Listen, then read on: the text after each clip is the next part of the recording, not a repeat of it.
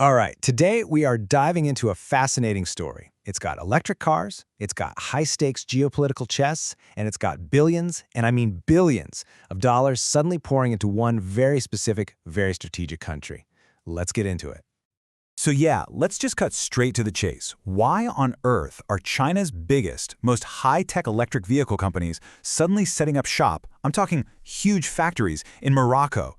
Of all places, right? It sounds kind of random, but trust me, it's anything but. This is one of the shrewdest, most calculated moves happening in global business right now, and if you understand this one move, you'll understand the new rules of the game for globalization.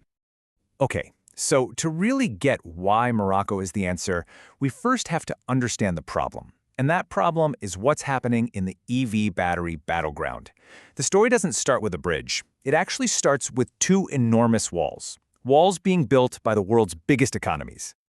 You see, the entire electric vehicle industry has become, like, ground zero for this massive geoeconomic clash.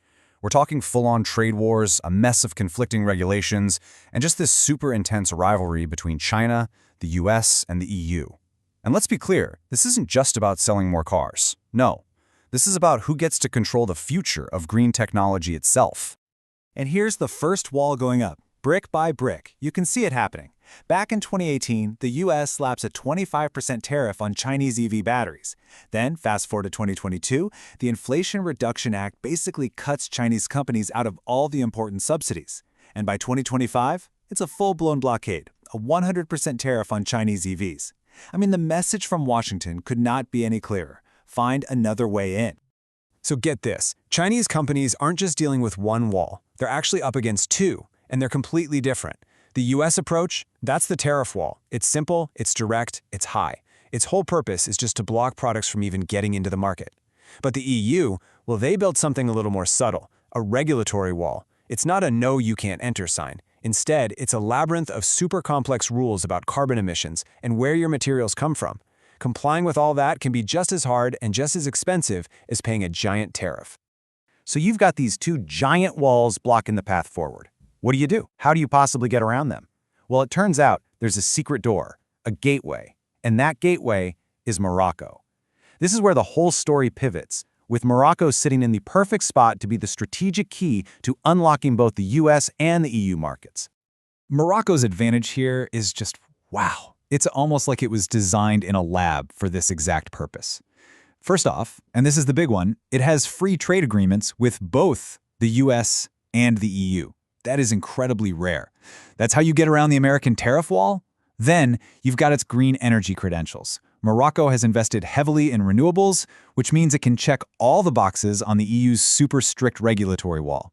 Throw in some world-class infrastructure and some really smart diplomacy that keeps it friendly with everybody, China, Europe, the US, and what you have is the perfect neutral territory. Now, this whole strategy isn't just some random, clever business hack. Nope. It's a pattern, something so new and so important that academics are studying it and have actually given it a name. This is the big idea, the core concept that explains everything we're seeing play out. They call it a geoeconomic bridging node. I know, sounds a little academic, maybe a bit complicated, but the idea behind it is actually super simple. Think of it like a bridge over troubled waters. It's a country that lets companies from one side of a conflict, say China, get their products into the markets on the other side, like the US and the EU. How? By being perfectly in line with the rules and the politics of everybody involved. So, how does a country even become one of these bridging nodes? Well, the research breaks it down into a pretty clear three-step process. Step 1, you need conflict. Global trade wars and all this regulatory mess create the demand for a bridge in the first place. Step 2, the country needs what's called strategic relational proximity. Fancy term, but it just means it's got to be close to its target markets, not just on a map, but also diplomatically. And finally, step 3, you get what's called strategic coupling. This is the handshake. The country and the companies team up. Morocco says, we'll give you access, and the Chinese firms say, great, we'll bring the money and the tech. And look, this isn't just some theory on a whiteboard. This is happening right now.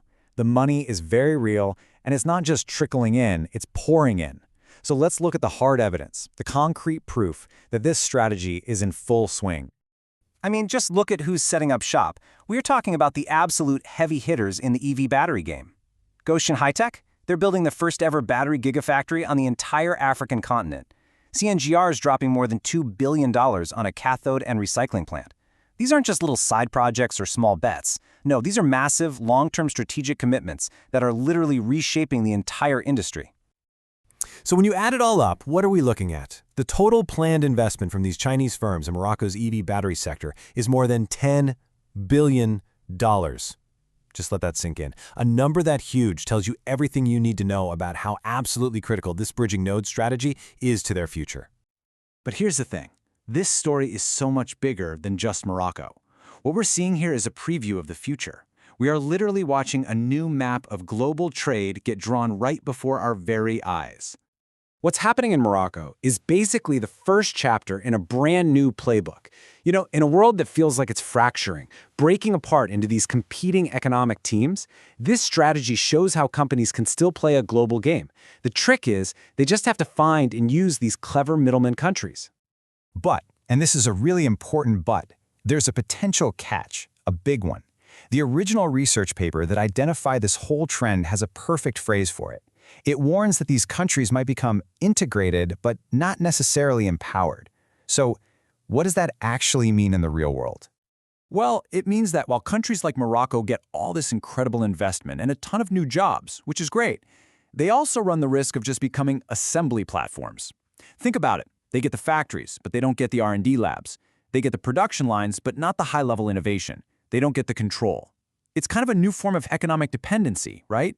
You're a crucial part of the global machine, but you don't get to be the one who designs it. And that really leaves us with the million-dollar question, doesn't it? Is this bridging node strategy the brilliant future of global trade in our fractured world, a super clever way to keep business moving? Or is it just a sophisticated new kind of trap, one that creates jobs and wealth for developing nations in the short term, but ultimately keeps them dependent on foreign powers for their economic destiny? Right now, that's an open question. The answer is still being written.